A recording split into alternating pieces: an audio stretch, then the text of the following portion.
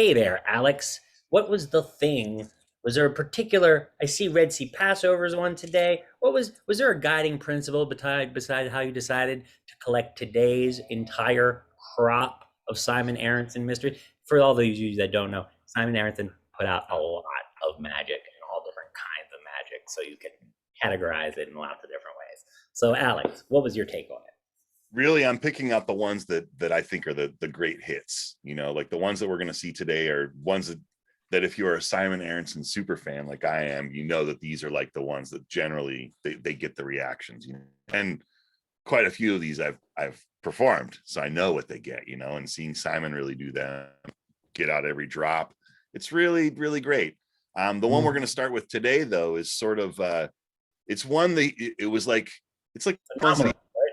he he's it's in the underground. He's known as being the guy that can do this thing, right? But it's a really an interesting handling of a very popular coin trick that we all know and love. In fact, we've talked about it quite a bit in CC. So this is a good one. It's very interesting, and you'll see the handling on this is interesting and different. So let's take a look. Do you know what the most popular magic trick is in the entire world? It's producing a coin from a kid's ear. Yep, absolutely. They do this around the world. Most of the magicians in the States use a $50 because it's very big and very, very shiny. But in other countries, they would do the same trick with other currency. Keep your eye on the coin. For example, in Africa, the African magicians would do this trick, but they would do it with an African coin, even with a hole in it. Now, I don't know if you've ever been to England. The British magicians do this, but they do it with an English penny. Now, really, they do. But in the Orient, a lot of the Oriental magicians prefer to use, for example, a Japanese coin because they have a yen for that sort of thing. But we know that's really an illusion because here in the States, we would always prefer to use a $50 piece. Thank you. Thank you. Great, clean coin trick, man. I think it's really fun. Always loved it. Yeah, and it's not just a magician's trick, right? Because we all know here in the club that's it's called Quadruple Spellbound. It's based on what is it, Vernon? Yeah, Vernon Spellbound. Right. Exactly. The Exactly. classic effect where the coin changes back and back again, and it's pretty clean and feels pretty great. And so Simon, of course, has got a wonderful sequence that allows him to do change to three successive coins and then hands it out pretty clean, pretty well great. And it's pretty much as clean as the original. And it has that other impossibility in there that makes the whole thing a little bit more like whoa, a little bit more mind-blowing with the holes in, right? And because it's clearly not the same coin. Yeah. Right, which would be an obvious way that some of that could have got done. So Yeah. it is a bit of a magician's fooler, but it does illustrate that point we really like to really focus on a lot when we can, which is that it may have been built with some things in it to astonish people that knew the trick already, but at the same time, he ended up making that trick, I think, pretty good case could be made for that trick being more deceptive and fooling to people who had never seen the trick before as well. I agree with that. You a spellbound guy, Steve? Not a lot, a little bit. But what's good about this is the premise too. The premise for the coin changing. It's like in this place, in England they use this, and right, and so it gives a nice little flow to the whole thing. I think it's a great little trick. It's really awesome. Yeah, I think it's something that's real playable. Yeah, agreed. Now, for Simon Aronson, is it fair to say that a coin routine like this is pretty much the exception, right? This is the obligatory coin trick that appears once in a blue moon when you've got a well-ensconced cardician such as Simon Aronson. This is the one. Yeah, this is the coin trick. and it's like the one that's attached to him because people will say like, Simon does all this great card stuff. You ever seen him do that coin trick? And it's like in hushed tones, right? Because he's got the, it's a magician fooler essentially. Yeah, and so fortunately, and as wonderful as it was, we can watch some card magic now. Let's watch some card magic. And this one is this is pretty different and interesting because it sort of takes a left turn in the middle, and it's, you know, it's great. You're gonna love this one. This is a really cool card trick. Thank you. You know, I have friends on the inside that help me with my magic. Let me show you. I'll tell you what we'll do. I'd like you to cut off slightly less than half the deck. So, yeah, that's good, sure. And look at the card you cut to, right at the bottom. Right, there you go. Look at it. You can show it around, don't let me see it, okay? And while we're over here, Susie, why don't you cut off a nice healthy chunk? Okay, got a good chunk? You cut off, look at the card you cut to. That's fine. Remember, show it around. That's great. Both of you remember your cards. Can I put your pack right on back on top? Put it back over there. Now, I told you I have friends on the inside. If I just say the magic word Mergelfunski, that's, of course. Watch what happens. 2 cards have magically turned over in the deck. Look at that. I didn't say they'd be your cards. Well, these jokers are my friends. They live inside the deck. And because they're inside the deck, they can watch and see exactly what happened. For example, this joker here was watching exactly what you did. And it saw exactly where you cut. Now, it's a little shy, so it's going to only whisper to me. That's it. Oh, yeah. He told me that you cut to the 18th card. Okay, let's check, all right? That's 1, 2, 3, 4, 5, 6, 7, 8, 9, 10, 11, 12, 13, 14, 15, 16, 17, the 18th card. But we won't stop there because we have another card, right? Susie, this joker was watching your every move. And, oh, yeah, that's right, she did. He said she cut very deep, okay? Cut down to 43, okay? Well, let's just check, okay? This is the 43rd card. Wait a minute. We've counted off 18. So this will be the 19th card. 20. 21, 2, 3, 4, 5, 6, 7, 8, 9, 10, 11. Oh, sorry. 30? 31, 32, 33, 34, 35, 36, 37, 38, 39, 40, 41, 42, the 43rd card. Now, let's check to see how well these jokers were watching. What card did you cut to? The Ace of Diamonds. The Ace of Diamonds. And what card did you cut to? The 5 of Clubs. Over here. Yeah. Now, a lot of people are skeptical and think that just because these jokers are inanimate cardboard objects that they didn't really whisper those numbers to me.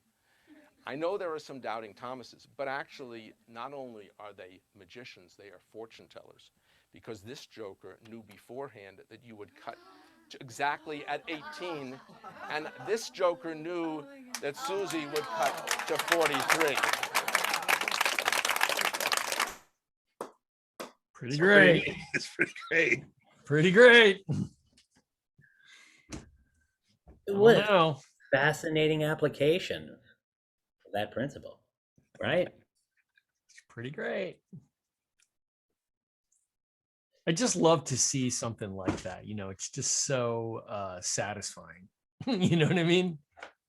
'Cause it I looks think exactly it's a pretty like great. it should. Yeah, it Right, looks exactly right. like it should. There's just, you know, it's beautiful. You have proof at the end. I've done this trick a handful of times. I played with this concept and this specific routine, and it gets great reactions, man. It's a really interesting card trick that doesn't look like most other pick a card tricks. You know, it's got a lot going on that makes it look fresh and different, and it's just interesting, and it's fun to perform because it's got these interesting lines that are intersecting that make the whole thing work, and really cool, really cool. I like that trick a lot. Yeah, I literally hadn't seen that one before, so it was absolutely pleasant. And you're right, it looks just like it's supposed to look. Yeah, this last one was called Prior Commitment. Glenn Goldbeck is here from LA, and he literally was screaming when he got in, not in a bad way, but calling out through the language of the chat you know, like someone might say, Freebird. He was sitting in chat saying, prior commitment, you know, so I could feel that there was a welling up of love for the effect, you know. And it's interesting that you should say that, because the next one that you're going to play, this is another one that makes Simon Aronson heads call out loud. You know, people say Simon Aronson, people say Red Sea Passover. People get very, very excited about this trick too. That's very true. In fact, the next two are even ones that I've performed. So there's exciting stuff coming up. Get ready, friends. You're about to see Red Sea Passover. You know, there are two very different kinds of magic. First, there's physical magic that defies the laws of physical nature, doing what our senses tell us is not possible. Then there's mental magic, magic that defies the laws of the mind, knowing what can't possibly be known. I am going to try to do both kinds of magic simultaneously under scientific laboratory conditions. And I have my two very able laboratory assistants, Susie and Lisa, okay? Okay. Now, in a scientific experiment, it's very important to know exactly what physical objects you're dealing with. So, Lisa, I'd like you to take the blue deck and deal off exactly 12 cards, one at a time, into a face-down pile, and count out loud so everybody knows what we're dealing with, okay? 1, 2, 3, 4, 5, 6, 7, 8, 9, 10, 11, 12. Great. 12 blue cards. And I'd like to get 12 more red cards. Why don't you just take them exactly same, deal them right on top of the blue ones, okay? 1, 2, 3, 4, 5, 6, 7, 8, 9, 10, 11, 12. 12 red cards. We have exactly 24 physical objects. 12 red and 12 blue. 12 red cards over here and 12 blue cards. For the mental part, we need a strong, clear, powerful mind. That's why Susie's going to help us. Okay? Susie, I'd like you to think of any one of the 12 red cards, but don't just settle on the very first obvious one that strikes you, because I don't want you to feel psychologically influenced, all right? Okay. Have you got one? Yes. Good. You're thinking of one of these 12 cards. You're not thinking of the ace, were you? No. I didn't think so. You weren't that easy, no. Okay. Would you put your finger on these? Because in a scientific experiment, it's very important that no one tampers with this. So kind of hold on to that. And Lisa, your job is to protect the blue cards, okay? You do not have to think of one. Just put out your finger, okay? And what we'll do is this. Why don't we put them face down? You can put your finger right there, and you guard them, okay? Okay. Now, the stage is set. Ordinarily, there would be a loud clap of thunder or a big flash of lightning, but I like to settle for deafening silence. Don't break it.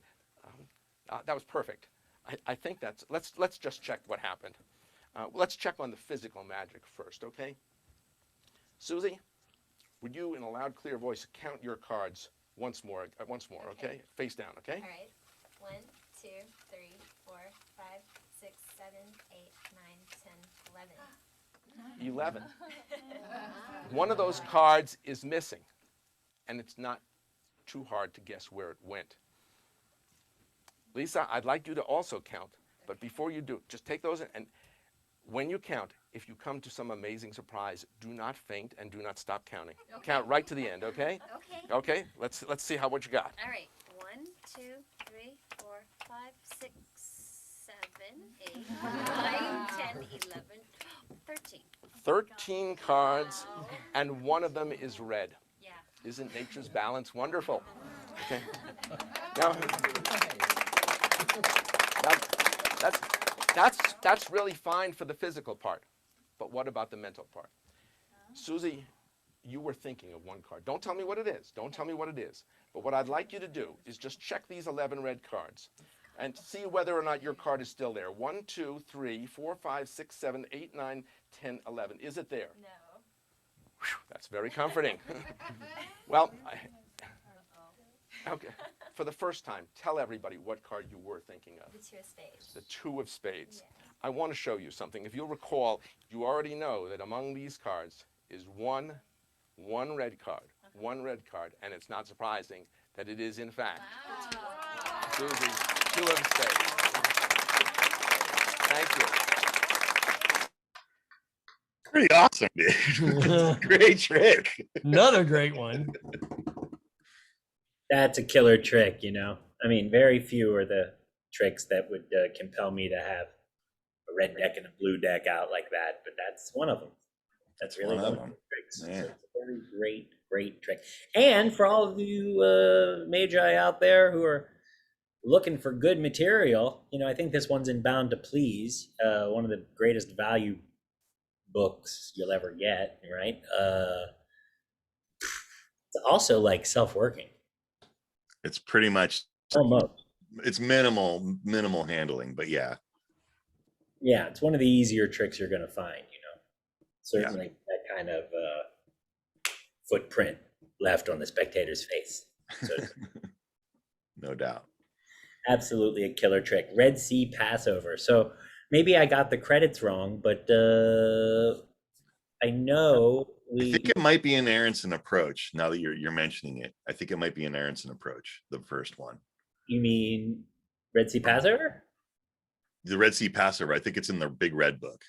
Yeah, so he had a book called Bound to Please, which took all of his early stuff, including Shuffleboard and Red Sea Passover, and for all I know, Prior Commitment too, and put it all in one hardcover book. And it's just a really great way to get going with Simon Aronson, even though he released many books after that, you know, all of them filled with great magic.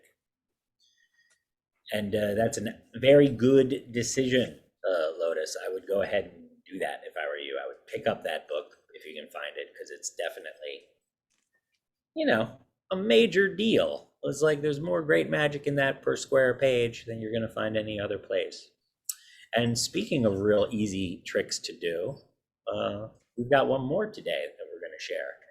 Yeah, this is like a real showpiece too, right? You'll see that there's plenty of people that have handled this effect and they've made it into a, you know, something much bigger than it is. And Simon sort of came back around from his original write-up of this that's in the book that Aaron's speaking of, in that Bound to Please. And he added a whole new presentational ploy with a market research study that made this whole thing just a little bit bigger. So yeah, it's really great. It's a really great showpiece. It's a little bit longer, but it's totally worth it. So let's check this out. This is Shuffleboard. Thank you. You know, one of the key elements of doing magic is knowing how people will behave. For example, imagine how valuable it would be to a magician to know beforehand how people will shuffle the cards. Well, that information is so crucial to magicians that magicians have in fact commissioned a study, a market research study on random shuffles. We have had this study did thousands of research of random shuffles just to see how people will shuffle cards. Now the results of this are amazingly accurate, and I'd like to show you, because we could do one more random shuffle study just right here now. I've been shuffling the cards. They look pretty random, but let's just get rid of the joker. Frank, will you help me? Yes. Okay. The rules of cards basically say it's good to try to shuffle them on the table. You can try to do that, okay? And can you do that? Okay, you can maybe just shuffle those on the table. Now, these are sort of random shuffles. I certainly am not controlling them, but we want to really randomize the deck. That's perfectly fine. Good. Nobody would. That's a good random shuffle. Great. Now, so what we'll do is this. Okay. Whoa. Okay. On the table. That's why. Let's keep them on the table. Okay. Now, so far these cards have been randomly shuffled, but we want to get some shuffles between them. So, would you just cut your deck in half and turn? Okay. That's good. Fine. And turn over either pile, whichever one you want. Great. Frank, same thing. Cut it in half and turn over either pile. Good. Now, why don't we just swap piles? And Frank, we're going to shuffle these cards face up into yours, and we'll shuffle yours over there. Now, you might think that I did something when I did that. So why don't you keep them on the table? Just give them a good random shuffle. That's good. And Frank, do the same. Give them a good shuffle. We're mixing these cards totally random. Face up, face down cards. Nobody knows how many cards are face up, how many cards are face down, which cards are where. Have we got that? Great.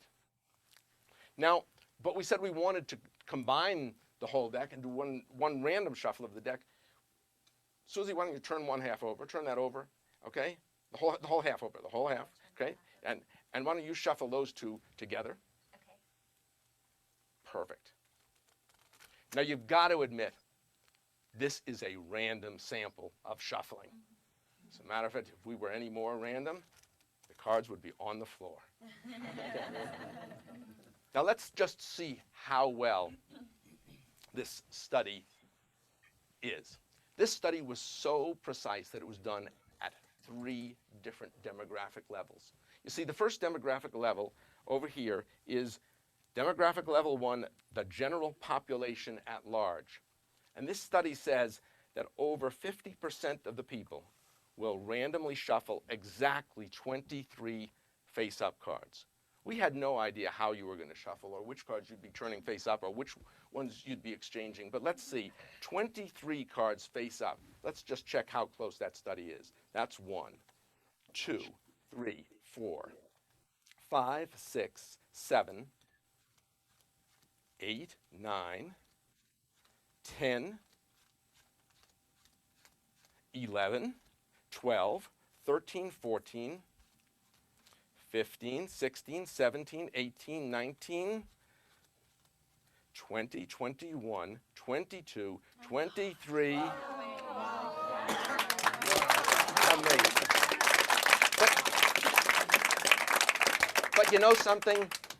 This study went further because magicians weren't just interested in the general population at large. No, we are interested in a much more precise audience. That is, audiences watching magic. So at demographic level number 2, this study studied all the shuffles of audiences watching magic and found that over 75% will randomly shuffle so that the face-up pile has 16 black cards. You guys are pretty random, don't you? Well, let's just take. It said 16 black cards. That's 1, 2, 3, 4, 5, 6, 7, 8, 9, 10, 11, 12, 13, 14, 15, 16. Exactly 16 black cards. Killing with this. You know something? Magicians wanted to know something even more precise because it's nice to know about audiences watching magic. But what about the 2 people who actually come from the audience, come out there and come up here to help us? Well, we went to demographic level number 3. And at demographic level number 3, it's discriminating intelligent helpers. You see? And this study found that of the discriminating intelligent helpers, 99.3% will randomly shuffle so that the face-up red cards are all hearts. Take a look. Take a look. Take a look. Oh. Well, you know, well, It's a 99.3. 99, exactly. You see, wait a minute. Because, first of all, this study was, I think the result here is because that's for discriminating intelligent helpers. No, wait, I can't say that. These guys obviously were discriminating and intelligent enough to come and help me. I think what it is that all statistics leave a little bit of room for error. It's wiggle room. You see, there is room for a margin of error, and even though we missed on the 6 of diamonds, I believe this study did say that there was room for the 6 of diamonds. You see? Thank you very much for doing such a random thing. Thank you. Pretty great. I mean, we just said that about the last one, but dang. Home run, dude. Never Home run. never seen it fail. Never seen it fail. Mm-hmm. And as great as the trick is, how that little piece of paper is folded is really clever too. You know what I mean? It's so you could just print it out one on each side. It's got that little cut in the middle. He's done so many great things, and that is a fantastic trick that anybody could do. Yeah, it's not, roving walk around magic. It's formal close up stuff, Mhm. all parlor stuff, but it's really in that space. It's just wonderful. You know what I mean? If you have people and you have the time, it's really interesting, engaging, multiple climaxes, big surprise after that. Just really great magic. And Absolutely wonderful. and it's not a pick a card trick per se, but it has that feeling at the end anyway. You Nice. still get a reveal, but nobody picked a card. And it's kind of neat. It's like a whole different flavor. Agreed. Absolutely. Great trick, man. I've had this in and out of my set forever. Aaron's had it in and out of his set forever. I've played with different ways in the presentation. I love the market research study. I think that's a really interesting hook to get people interested in just playing along and being in the game with you. And it plays really well. And you're right, the way the whole thing folds so that they don't see that ending coming, that you go bam, and it's the 6 of diamonds. It's pretty great, man. It's just a kind of a trick, and it's when you need to fill a 5-minute spot, it's a nice to have in your back pocket when you're building a set. You're looking for something that sort of plays to more intelligent spectators, like Aaron said, that have a little bit more time, a little bit more patient, where you have time to just hang out with them. This is a great piece to just connect and just be present with the people. It's lovely. One thing that Simon was, he set up that Red Sea Passover with that wonderful setup about mentalism and magic and mental magic. And it's a really great setup that sort of really describes a whole swath of some of the best magic we do, which isn't technically mentalism, but is a bit of a hybrid between knowing things you can't possibly know and then making magic happen. It's just a heck of a good setup, a good premise. It's really great. And I think as Simon got older, he just got more and more interested in presentation. I think he's spending a lot more time hanging out with John Bannon and his local lawyerly session group there in Chicago, and I just think that was really something that you could see. His taste just became more and more tuned to all the interesting things that can be done with the magic besides the sort of Marlovian method emphasis. It's really true, especially with eventually we're going to get into seeing Simon work with his wife, and they have a mind reading act, and it's pure mind reading. Like, it just appears to be pure mind reading. And when you're doing something like that, it has to inform the other magic stuff in some way, right? Because you're creating miracles by doing this other type of show. And I would imagine if it were me, it just would make me feel like I want to elevate the other stuff. I want those card tricks to look more like that other stuff, because you get from mind reading are just huge because it feels real. When you start to incorporate that into regular magic tricks, it elevates them to something that they can't be otherwise, and it's wonderful. It really strengthens everything, in my opinion.